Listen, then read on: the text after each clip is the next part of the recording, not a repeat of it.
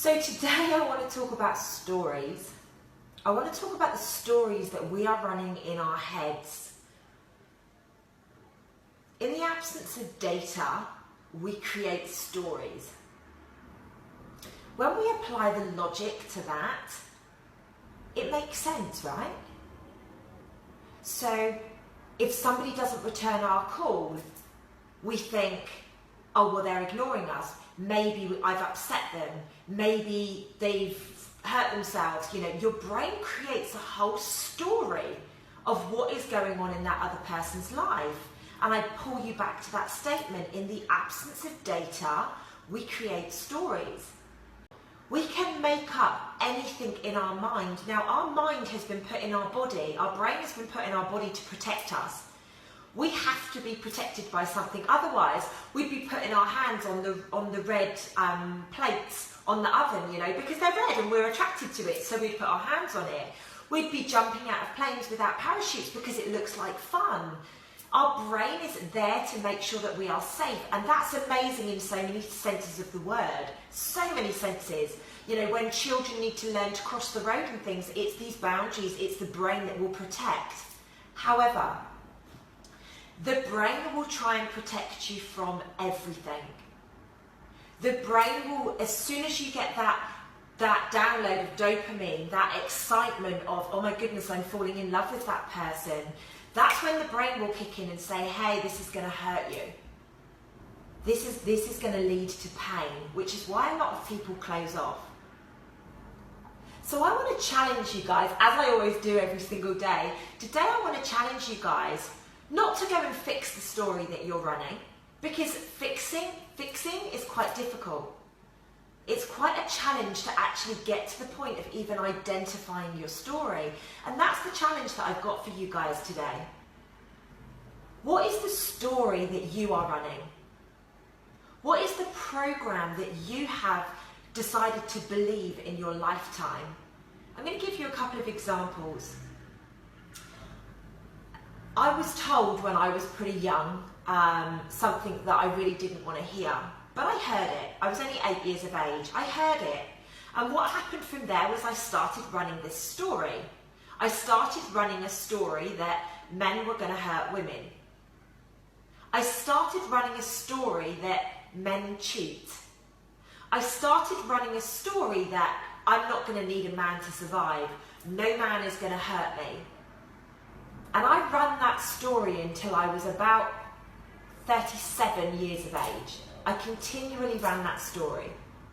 So that was one story that I was running. Then as I got a little bit older and I started to earn really good money, I really stepped into that space of masculinity. Now, I'm a woman. I'm a feminine woman. Yes, I am a powerful human being, like all of us are. But that doesn't mean I need to run in my masculine energy. However, for many years, I worked on the trading floor for investment banks. I was a project manager. I was a real delivery-focused person. So for that, I thought I needed to step into my masculine energy. I believed that I needed to step into my male role to keep up with all of the other men around me. And of course, what that did was that meant that I went on and emasculated people in my relationships. I emasculated them by saying, don't worry, I'll pay. Don't worry, I've got this. Don't worry, I don't need your help. When actually, I did need their help. I did need their love. I did need their education. What is the story that you are running? Remember, in the absence of data, we create stories. Now, I really, truly believe that my story stopped being run last year. Last year, I was nearly taken out with a very serious health issue, and I was going back to a situation that I thought was really safe, and I was actually faced with, oh my goodness, I'm not safe at all here, and I stepped straight back into my masculine energy. I'm going to be honest with you guys, I did. I thought I'd done the healing work, but I hadn't. I stepped back into my masculine energy because it protected me. And then I decided that that isn't a space that I wanted to sit in, and I went and I did the work. I went deep. I healed my own body from the trauma of the thing that nearly killed me. And I went really deep on healing. And what I identified was I needed to communicate. I needed to ask the questions so that I had the data. Communication is really important. We don't speak enough about it in these days. We just assume that everybody's okay because we're communicating on text and we're constantly in each other's lives with social media and videos and all the rest of it. But a lesson that I learned in October of last year, always ask the questions. I would rather ask the question and know the fact, even if it's not the answer that I want to hear, to make sure that I don't have to run a story. And I will never run that story that I ran again. Ever. Because now I have the facts on it. I'm not saying that I don't run stories every day. If somebody doesn't turn up to an appointment, I run a story. Oh my goodness, are they hurt? Oh my goodness, are they okay? But then I step into a space of stop, ask the question, drop them a message. Don't just assume in life. We need to be making sure, for the sake of the next generation, we stop all of these assumptions and we ask the questions. If you love somebody, tell them. If you don't love them back, or if they don't love you back, you're free.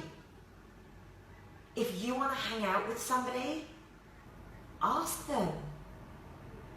Something that I've been exposed to really recently is some amazing connection with people, and they want nothing from me other than just me to be present with them.